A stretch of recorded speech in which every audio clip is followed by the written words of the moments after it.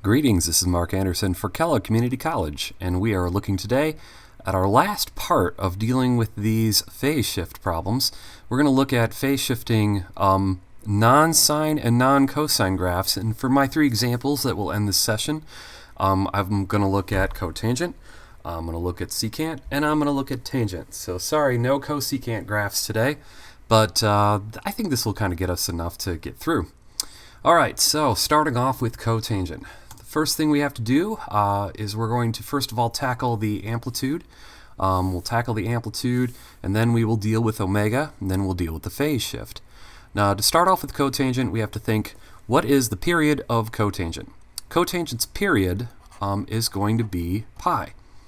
The period of any kind of trigonometric function is going to be 2 pi, but for tangent and cotangent, the period is just 180 degrees, or pi.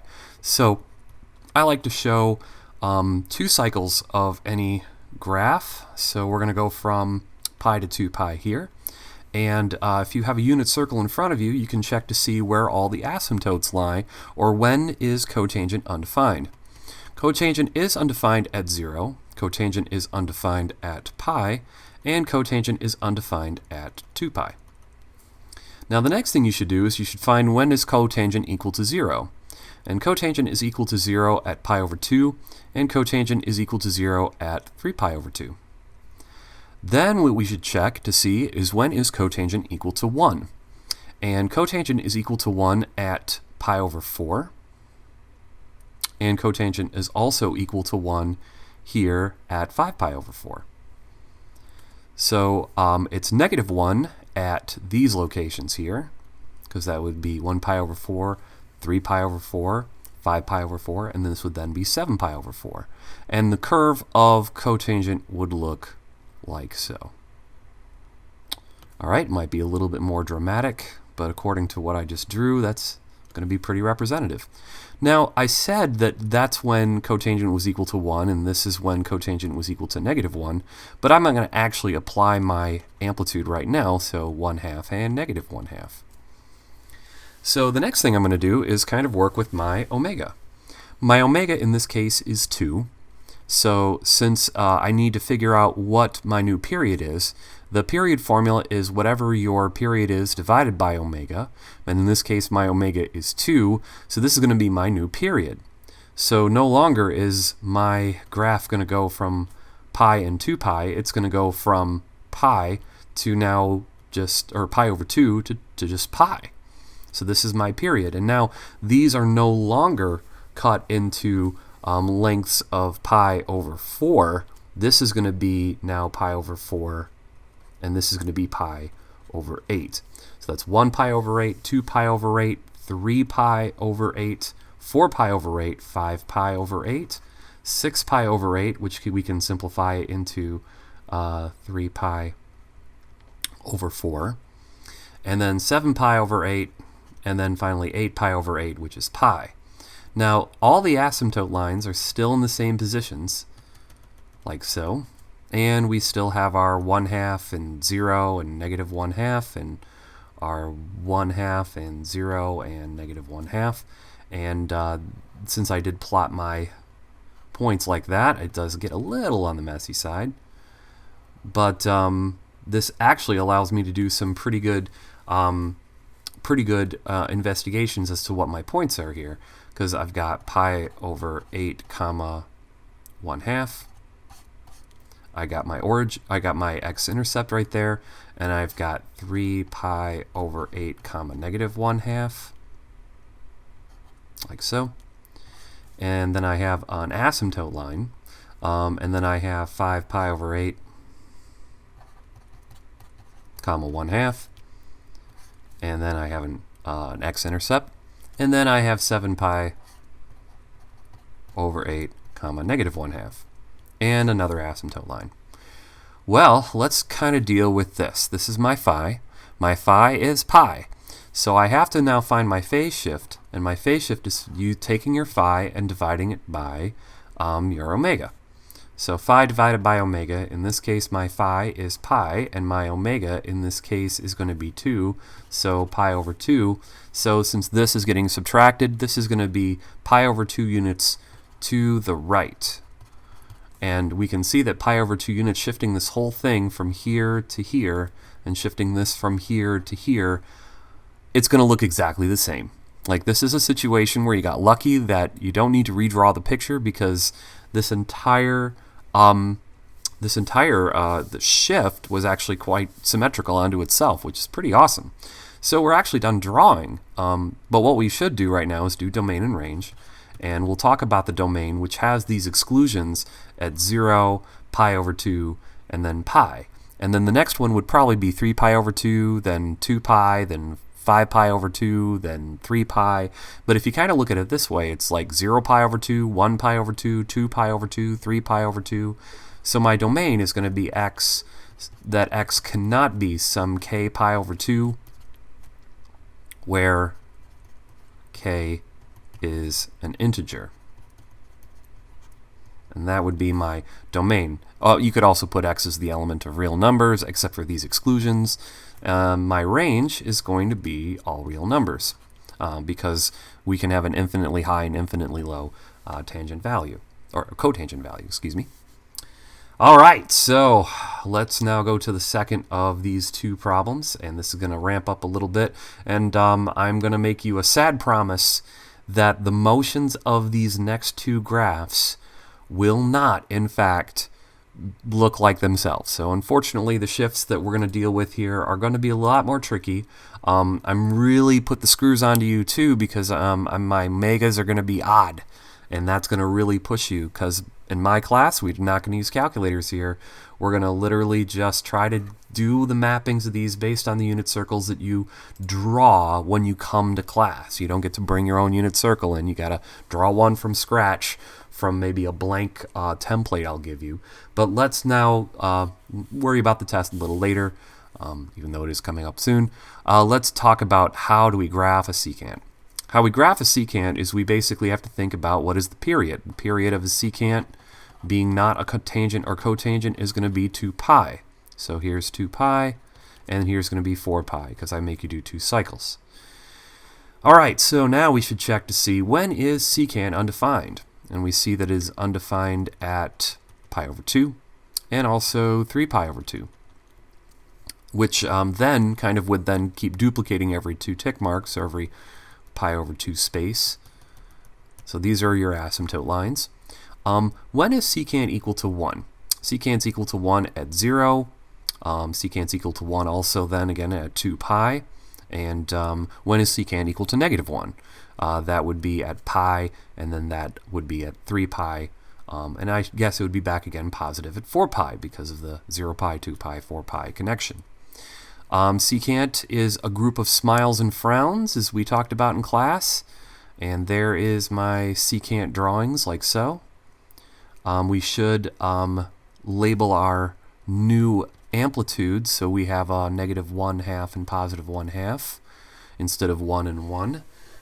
So the next thing I'm going to do is going to be a pretty tricky period shift here, because the period gets affected by the omega. The omega is 3, so this is going to go 3 times faster, which means that we're going to get to our period done in 2 pi divided by omega, so that's 2 pi over 3.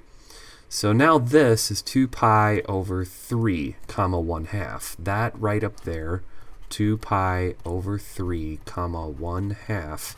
This is going to be very interesting to try to subdivide this. Now, I will say that you should maybe, get everything back up here again. It won't take long. All right, so we, do that. Double it back that way. Another smile, another frown, and ending that off right there. Now, the big question is to how are you going to get the rest of your tick marks here, now knowing that your new period is 2 pi over 3. Now, there's 2 schools of thought to do this. One way is you can take your period, which is 2 pi over 3, and say, okay, I got 1, 2, 3, 4 divisions here.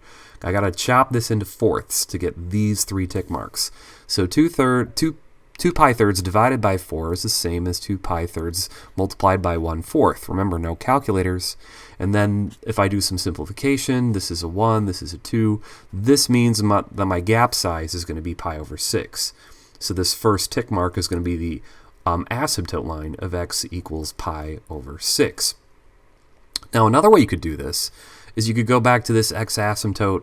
X is equal to pi over 4 in this case, because that's because this was pi. Oops, sorry, pi over 2. Sorry, mistake there. Pi over 2. So if that's pi over 2, I can say, well, if this is pi over 2, I'm going to apply my omega, and my omega in this case is going to be 3, so I'm going to multiply this by 1/3.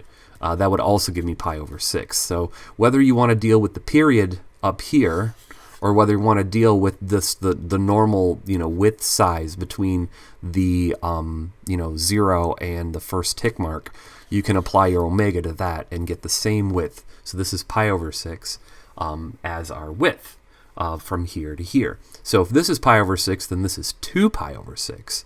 Well, the point that's going to correspond to that, if that's 1 pi over 6, 2 pi over 6 is this point here will be, oh, excuse me, something in my throat, pi over 3. Because 2 pi over 6 is reducible to pi over 3, comma, negative 1/2. So that's pi over 3, negative 1/2. And then this is another asymptote line. This is pi over 6. This is 2 pi over 6. This would be 3 pi over 6. So this would be the asymptote line of x. Oh, I just put a x bar. Sorry, that's a little statistics there. This is 1 pi over 6. This would be 2 pi over 6, 3 pi over 6. This is pi over 2. That's the asymptote line of pi over 2. And we just did 2 pi over 3. So that would be 4 pi over 6. So this would be 5 pi over 6. This is the asymptote line of x equals 5 pi over 6. And then this dot here would be 6 pi over 6. So that would be kind of unceremoniously pi, comma, negative 1/2. And then this is the asymptote line of x equals 7 pi over 6. And then we finally get to this point right here, which is going to be 8 pi over 6, which is another way of saying 4 pi over 3, comma, positive 1/2. So to look again, we have these 4 points, 1, 2, 3, 4, and then these 4 asymptote lines, 1, 2, 3, and 4. And all of that gets reworked when we work with our phase shift. Now our phase shift has to deal with pi here. Now the phase shift, the PS, is going to be our phi divided by omega. And in this case, our phi is pi, yay! And our omega is going to be 3 in this case. All right, so now our phase shift is going to be pi over 3. And since this is a subtraction, this is pi over 3 to the right.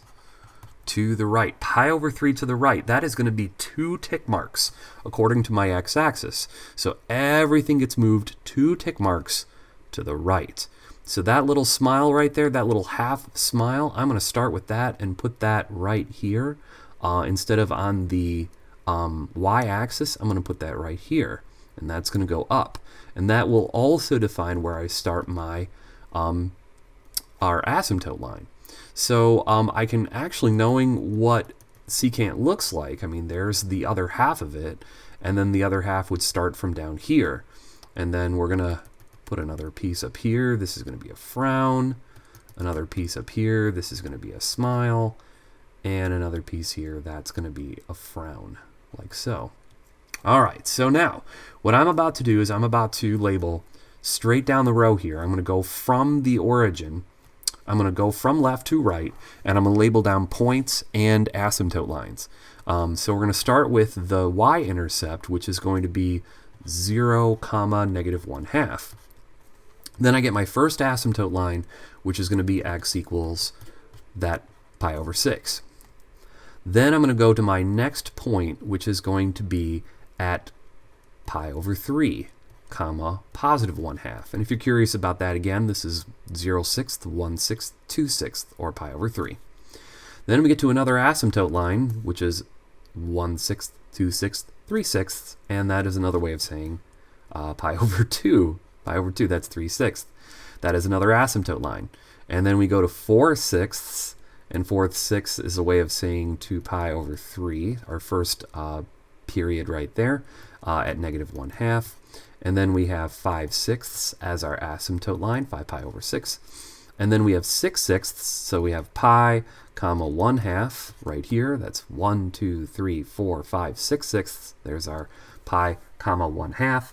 And then we go 7/6 on the asymptote line. And then we finally get to the 8/6, which is going to be our 4 pi, I can't write, 4 pi over 3, comma -1/2. Now, the reason why I labeled all those points, and especially these intercepts, we have to do domain and range. And the domain is a real tricky one for secant, because we do have some pretty interesting exclusions here. We have an exclusion at pi over 6, pi over 2, 5 pi over 6, 7 pi over 6. But if you heard me kind of talk about these asymptote lines in terms of sixths, you might be able to see the pattern. This is 1 pi over 6, 3 pi over 6, 5 pi over 6, 7 pi over 6. The next one would be 9 pi over 6. So x cannot be some k pi over 6 where k is an odd integer. And I think I've said in class that odd implies integer. When you know, so for me, you know, if you just say odd, I'm going to assume you mean an odd integer, or even you mean an even integer. Now, in terms of your y values here, your range, this is going to be like there's a no man's zone, there's a neutral zone, there's like the zone of nothing here. So you're going to have to say y is less than or equal to -1/2, or y is greater than or equal to 1/2. All right, make sure you have the word or there, not the word and, because and would be the wrong conjunction for this situation. All right, so we're going to make this messy final one here. We're going to have a tangent of 3x plus, negative tangent, excuse me, of 3x plus 1/2, or pi over 2. All right, so here we go. We're going to talk about graphing tangent first. So let's graph some tangent, and first of all, let's just kind of write down what is the period of tangent. What is the period of tangent? The period of tangent is going to be just pi. So we're going to go pi, and we're going to go 2 pi. And if you have a unit circle in front of you, you can find all those moments when tangent is undefined. Tangent is undefined at pi over 2, so I'm going to put a little asymptote line there. And tangent is also undefined at, it's also undefined at 3 pi over 2. So, now, normally, tangent will swoop up like so. Like as if you look to see, when is tangent equal to 1? Well, tangent's equal to 1 at pi over 4. Tangent's also equal to 1 at, -1 here at 3 pi over 4, and then 4 pi over 4 it's 0, and then 5 pi over 4 it's +1 again, and then we can see from the pattern we can conclude that it's going to come up from the bottom there. But again, with the unit circle in front of you, you can see that your 7 pi over 4 is going to be right down here at that spot. All right. Oh no, this is a terrible graph here. Because it's supposed to bend upwards here and then bend downwards. Oh boy, man, too bad my drawing tool doesn't have a good eraser here. Okay, well let's just try to save it by doing that. Oh, it wasn't so great. Okay, well there's your tangent, right? That is a tangent, but it is not a negative tangent. This is not a negative tangent. So what that means is I'm going to have to redraw this. And I can redraw it, and I think I'm just going to redraw it by erasing this because I'm pretty disappointed by how I drew that. But what's going to happen is that, let me just change to a new color. Yeah, that'll be great. Instead of redrawing it, I'm just going to do it this way. The negative part, so I'll just give it a little bit of a color boost right there. So that negative is going to be that green part. This is going to now move down like so. So there's my negative. And it's going to be high, medium, low here. And let's see if I can get this bend this way and bend this. Oh, it's okay. And then here we're going to have another bend going this way. All right, so follow the green line. The green line is now dealing with this negative tangent right there. So we've dealt with a negative part of the amplitude. So now we're going to deal with the period divided by 3. So now my new period is pi divided by 3.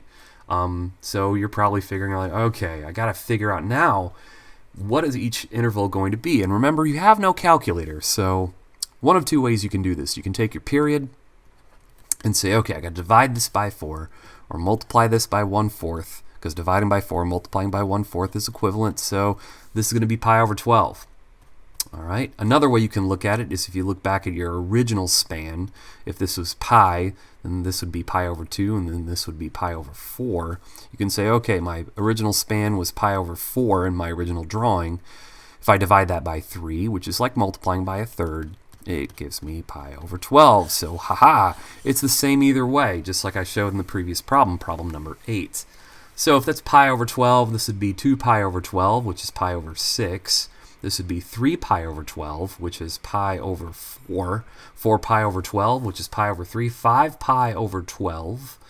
6 pi over 12, which is pi over 2. 7 pi over 12. And finally 8 pi over 12, which is going to be 2 pi over 3. Wow, isn't that crazy? That's some really tricky values there.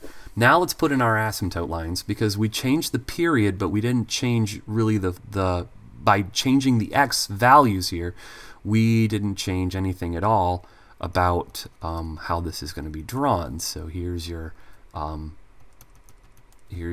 two beautiful lines of asymptote lines there, and we're going to go like this. And just well, I put it in the wrong spot.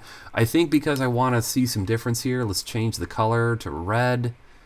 And that's going to make a nice bold difference, because we're going to go high, medium, low here. We're going to have a low here and a high here as it hits the origin there. And it's going to hit the x-axis here, hit the origin here. Alrighty, there we go. There's the line drawn at all of those beautiful spots. Alrighty. Cool. Well, are we ready for phase shifting here? Because we do have some points. I mean, we do have pi over 12 comma negative 1. We do have pi over 4 comma 1. We do have 5 pi over 12 comma negative 1. And we have 7 pi over 12 comma 1. All right, so here we are, the final graph, but we got to deal with this phase shift. And phase shift is equal to phi divided by omega. Our phase shift in this case is pi over 2. And our omega in this case is going to be 3. Well, pi over 2 divided by 3 is the same way as saying pi over 2 multiplied by 1/3. So it looks like our phase shift is pi over 6. And since it is a plus, this is a pi over 6 shift to the left. Pi over 6 shift to the left. And if we look at how wide a pi over 6 was, it was actually 2 tick marks. So this whole red graph is going to get pushed 2 tick marks to the left, which means that the intercept is right now, it used to be, at pi over 6, but now it's there at the y-axis. And this at pi over 2 is now dead center in the middle of my graph here. So this sucker is going to now look like cotangent when you're done with it. And I think we're up for labeling my points here. This is pi over 12. This is pi over 6. This is pi over 4. This is x equals, this is the asymptote line, x equals pi over 3. 5 pi over 12. This is pi over 2. 7 pi over 12. And then we have another asymptote line at x equals 2 pi over 3. All right, y'all, let's see what we got here. I am going to take my color and change it one last time. I can't use the same color more than, well, let's go purple here.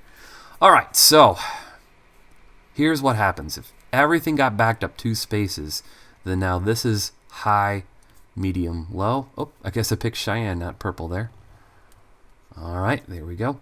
And then this is going to be high, medium, low. Because you can see that this point was high, so it has to follow the same, tangent pattern. And so now our points are going to be pi over 12, comma 1. And then we have pi over 6, comma 0. Though you can just leave it labeled that way. Pi over 4, comma negative 1.